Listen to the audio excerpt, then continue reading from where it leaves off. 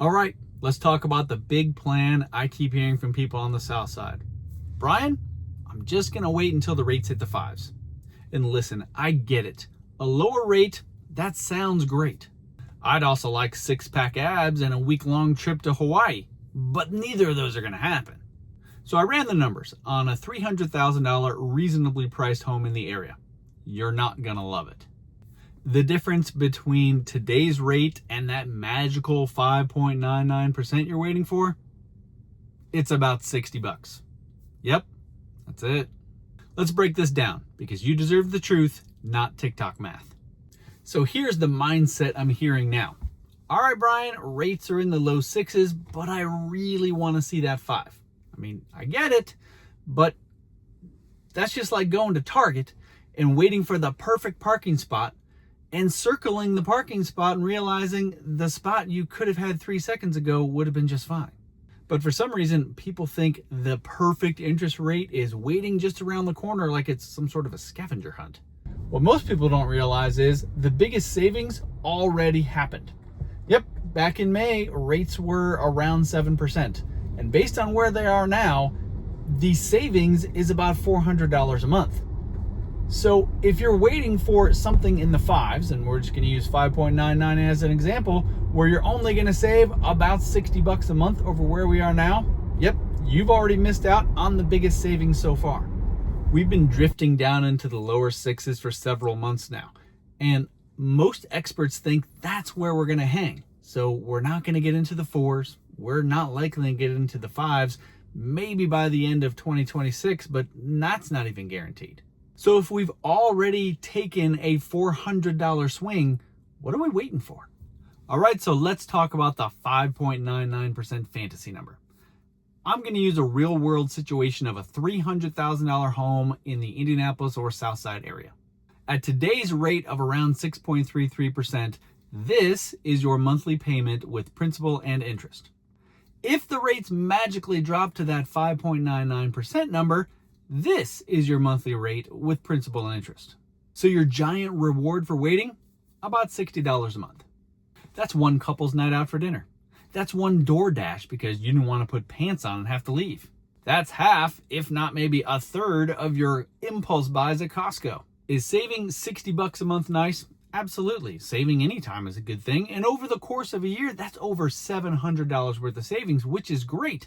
But while you're waiting for the rate to possibly drop, the likelihood that the price or the value of the home is going to go up so that when you believe you're ready when a rate hits a magic number, now that house is even more expensive. But here's the thing that's not talked about enough. If rates hit the fives, people are coming back. The National Association of Realtors actually says that if rates drop below 6, we're looking at about 5.5 million buyers who are going to flood the market. Now, of course, in the Indianapolis area, it's not 5.5 million, but I think you can probably expect several thousand who are going to wind up back in the market. And you know what happens when all those people wind up back in the market? Well, the prices go up because now there's competition for those homes, and you have to have a competitive offer, which usually means more expensive in order to get your offer accepted. For example, let's say prices jump about 2% when all these people wind up flooding back in the market. On that $300,000 house example, 2% takes that $300,000 up to $306,000. Okay? And here's the kicker. At 5.99%, that $306,000 house payment is actually more than the current $300,000 payment at a 6.3% interest rate. So you waited for rates to drop and you got a price increase instead. This is what I'm trying to save people from. So here's the question you should be asking. And it's not, should I wait for the fives? It's, does the current price fit my budget and fit my life? Because right now you have more homes to choose from. You have less competition. You have sellers who want to unload their house, so they're more willing to negotiate. And the payment now is already $400 cheaper than it was, well, earlier this year. Once rates get a 5 in front of them, most of that goes away. I had a conversation with a lender recently who said everybody's hung up on interest rates because that is what's in the news. That's what people talk about. And that's really the focus people, for whatever reason, are concerned with. His advice was you can literally get whatever interest rate you want if you're willing to pay for it. If you want a lower rate, you can buy down points. So if your hang up isn't about the price of the house, if your hang up isn't about, oh, it's the holiday season, I don't want to buy a house right now. If your hang up is all about that magical interest rate number, talk to your lender because there's a good chance they can make a rate work in your favor if you're willing to pay the price to make that happen. This shouldn't be about chasing a number.